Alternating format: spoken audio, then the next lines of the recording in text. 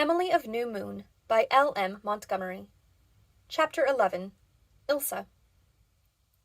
Emily was locked in the spare room and told that she must stay there until bedtime. She had pleaded against such a punishment in vain.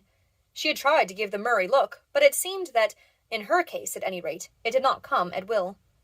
"Oh, don't shut me up alone there, Aunt Elizabeth," she implored. "I know I was naughty, but don't put me in the spare room." Aunt Elizabeth was inexorable.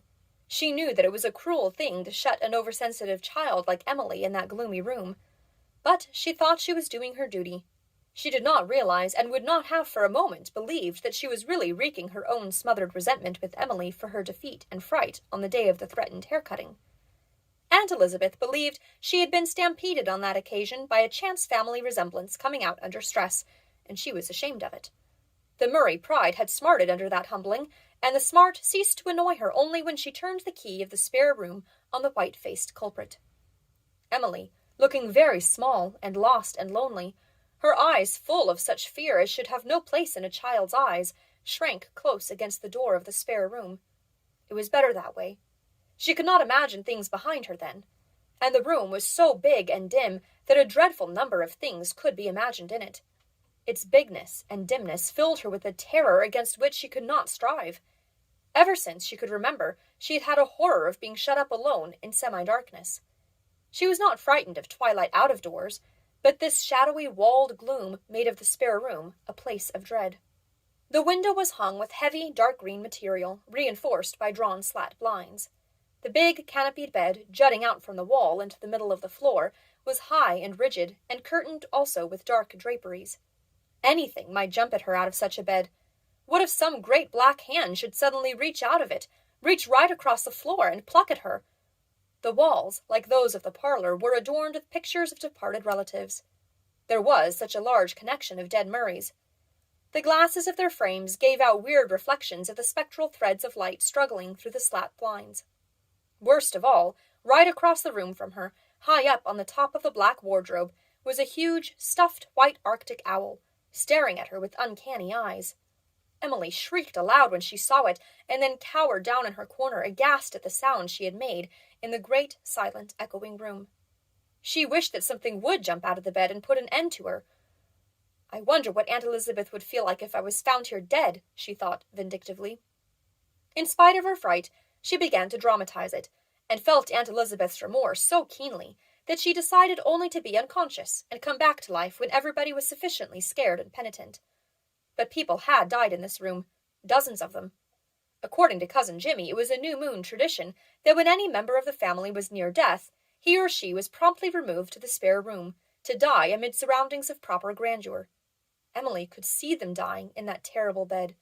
She felt that she was going to scream again, but she fought the impulse down. A star must not be a coward. Oh, that owl! Suppose when she looked away from it, and then looked back, she would find that it had silently hopped down from the wardrobe and was coming towards her. Emily dared not look at it, for fear that was just what had happened. Didn't the bed curtains stir and waver? She felt beads of cold perspiration on her forehead. Then something did happen. A beam of sunlight struck through a small break in one of the slats of the blind, and fell directly athwart the picture of Grandfather Murray hanging over the mantelpiece. It was a crayon enlargement copied from an old daguerreotype in the parlor below. In that gleam of light, his face seemed veritably to leap out of the gloom at Emily, with its grim frown strangely exaggerated. Emily's nerve gave way completely. In an ungovernable spasm of panic, she rushed madly across the room to the window, dashed the curtains aside, and caught up the slat blind. A blessed flood of sunshine burst in.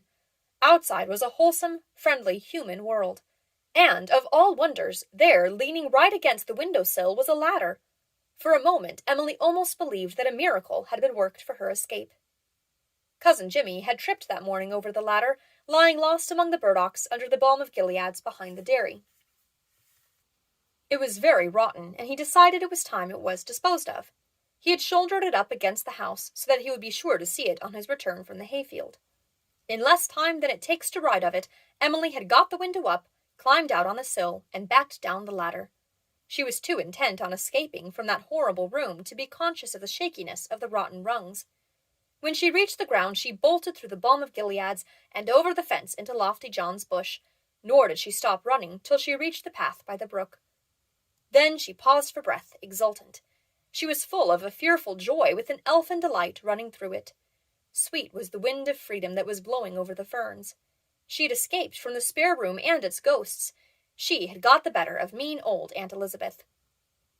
"I feel as if I was a little bird that had just got out of a cage," she told herself, and then she danced with joy of it all along her fairy path to the very end, where she found Ilse Burnley huddled up on the top of a fence panel, her pale gold head making a spot of brilliance against the dark young firs that crowded around her.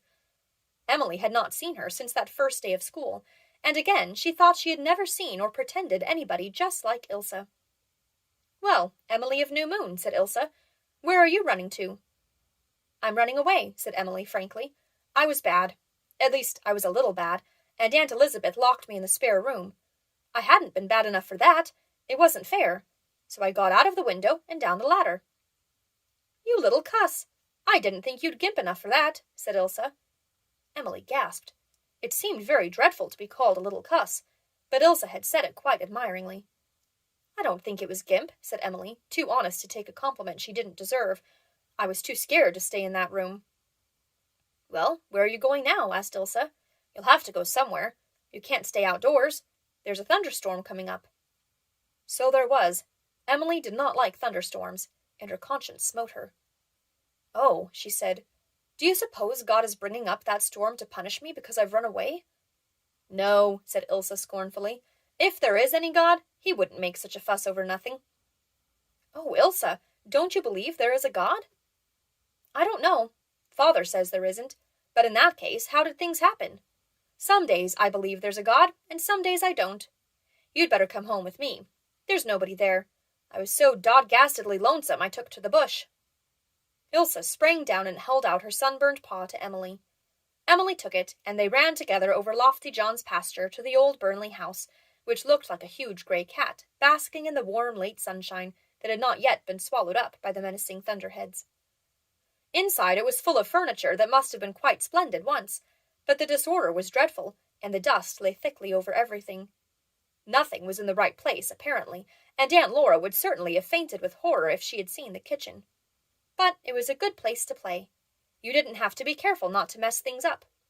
Ilse and Emily had a glorious game of hide-and-seek all over the house until the thunder got so heavy and the lightning so bright that Emily felt she must huddle on the sofa and nurse her courage. "Aren't you ever afraid of thunder?" she asked Ilse.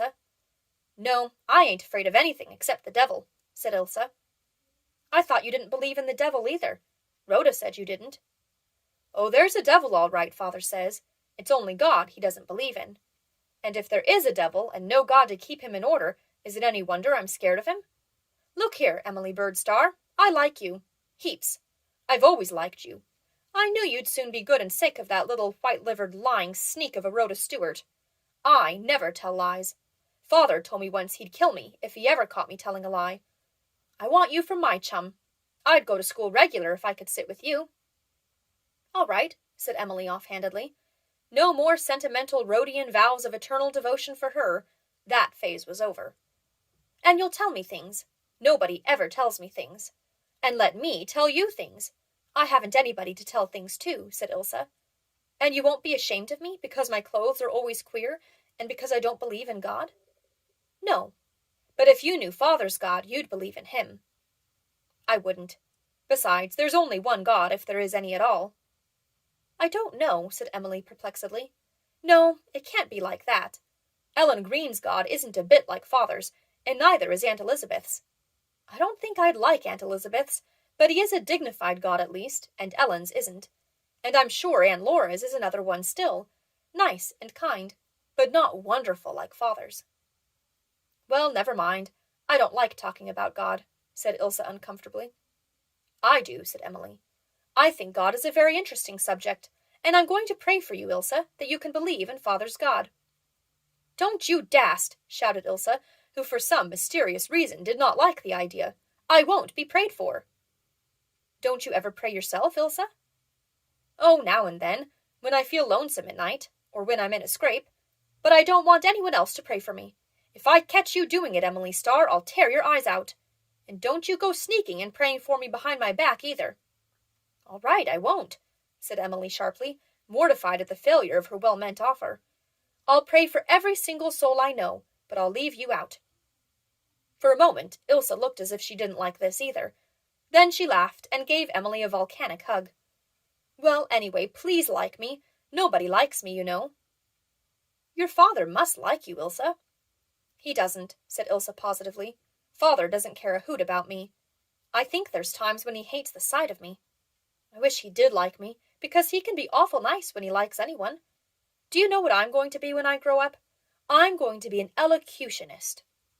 "What's that?" "A woman who recites at concerts. I can do it dandy. What are you going to be?" "A poetess." "Golly," said Ilse, apparently overcome. "I don't believe you can write poetry," she added. "I can so, true," cried Emily. "I've written 3 pieces. Autumn, and Lines to Rhoda, only I burned that, and An Address to a Buttercup. I composed it today, and it is my masterpiece." "Let's hear it," ordered Ilse. Nothing loath, Emily proudly repeated her lines. Somehow she did not mind letting Ilse hear them. "Emily Bird Starr, you didn't make that out of your own head." "I did." "Cross your heart?" "Cross my heart."